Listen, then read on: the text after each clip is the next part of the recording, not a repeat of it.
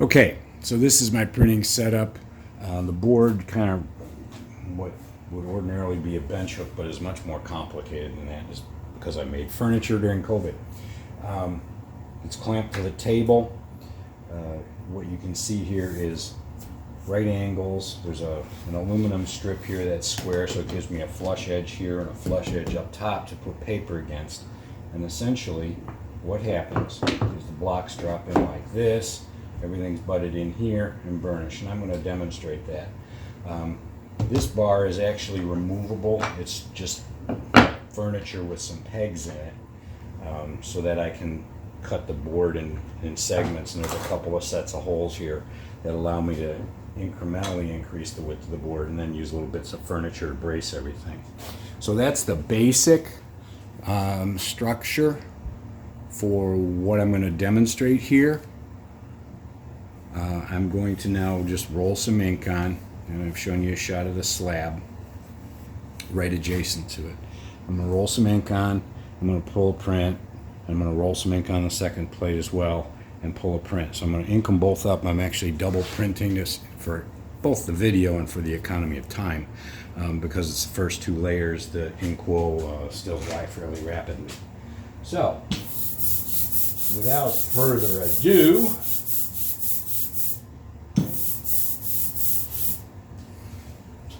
I'm going to take this, and I'm inking it over here just to keep the printing area clean. And these lino blocks are blocks I made rather than, because I'm cheap, rather than buying the pre-made block from Blick, which I think was an error, but it is what it is. So, trying to get as smooth a gradation as possible here. Oh, just stuck my finger in it. But most of that rolls out. It's kind of like, I'm rolling this enough so that it almost rolls up like a slab. And I have to hit it with ink a second time to get it even.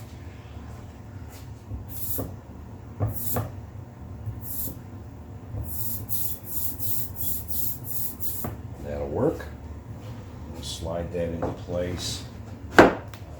And then I'm going to roll this second one as well. What I have found on this second one is a harder, smaller brayer seems to work nicer. So we're going to try that again. Let's see if it still works nicely that way.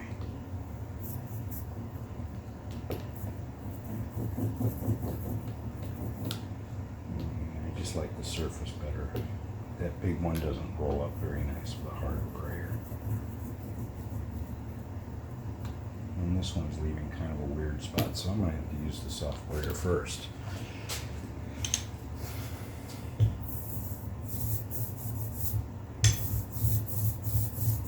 And I don't want the streaks in the sky, so I'm going to pull those out in a minute. But hard brayer will smooth out some of this.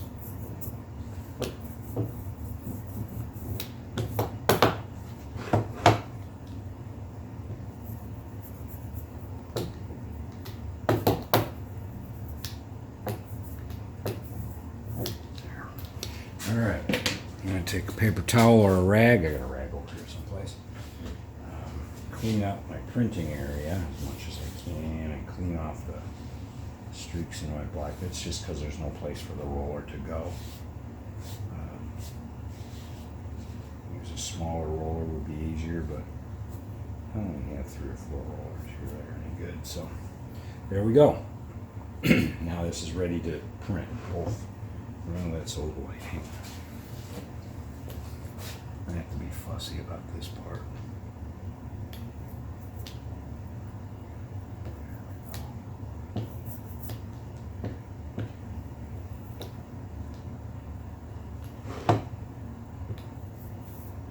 Smooth that out nicely so I don't end up weird marks on my plate. Alright, it's a highly translucent ink. And so we're going to get some interesting results here. I'm using masa paper, and I saved one of the cut edges on every sheet so one of the 2 edges can butt up and be relatively square. So that's how I'm going to work it. Of course, that means that I assume the masa paper is square and my drops are square. All of that. But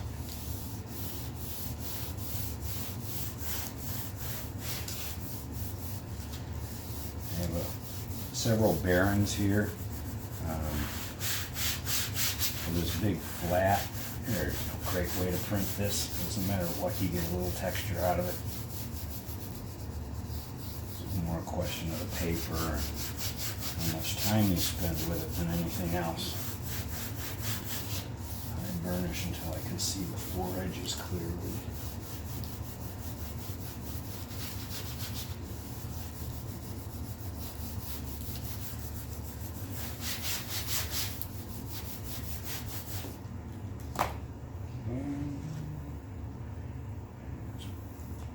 Block, and it's going to come out with some idiosyncrasies because of having such transparent ink.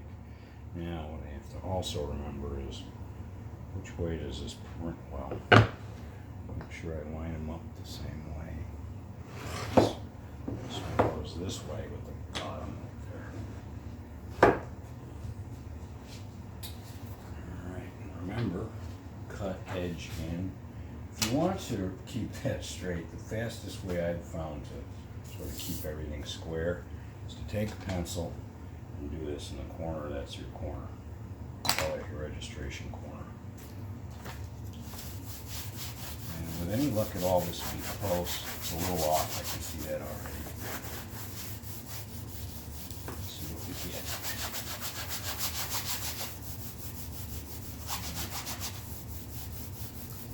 Probably all recognize where this is taken from.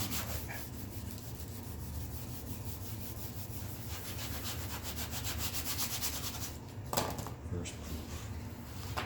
There you go. All right, and that's how this works. Now I've got a little bit of shift here. I think the paper buckled and buffed or something when I dropped it, so it didn't quite print clean on this corner. So I'm gonna have to pay attention to that. But otherwise, good first pulp. Now we just rinse and repeat.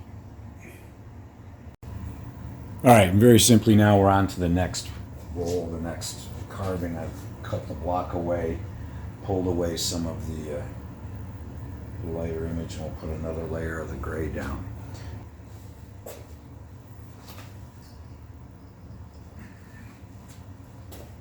For those of you who want to know how I'm doing this, I'll put a screenshot up.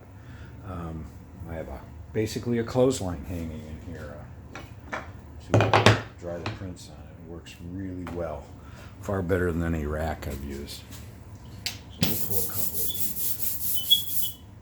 Something clean roll in here. Now, using a rather bulky roller, and as I told you before, this plate isn't perfectly level, so there is some sort of wipe out the negative areas a little bit so that it comes up looking pretty, because I don't really want the streaks in there. And I could cut this a lot deeper to maybe counter some of that, but I'm going to want some of those a little later, I think. I might want a streak or two in the sky. We're going to play that by ear, certainly in the water. So that's inked, drop in place. Pick up.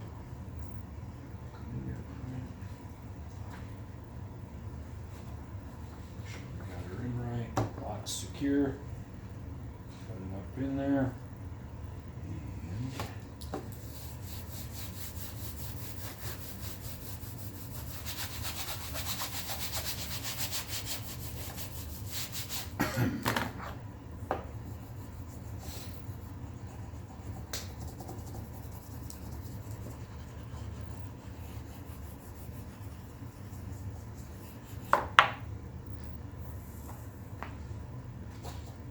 and magnificent. It's working out gorgeous.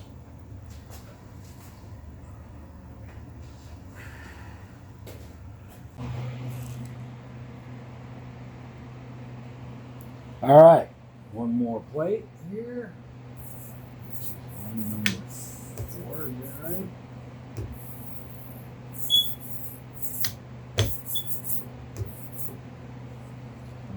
still wiping out those streaks in the background just because I'm not ready to print them yet. So we'll just take a towel and give it a good wipe like that.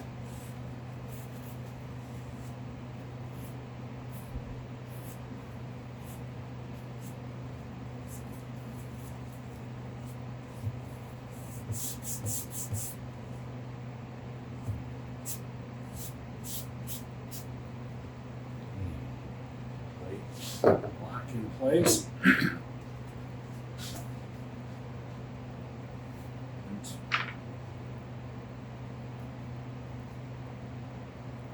Drop.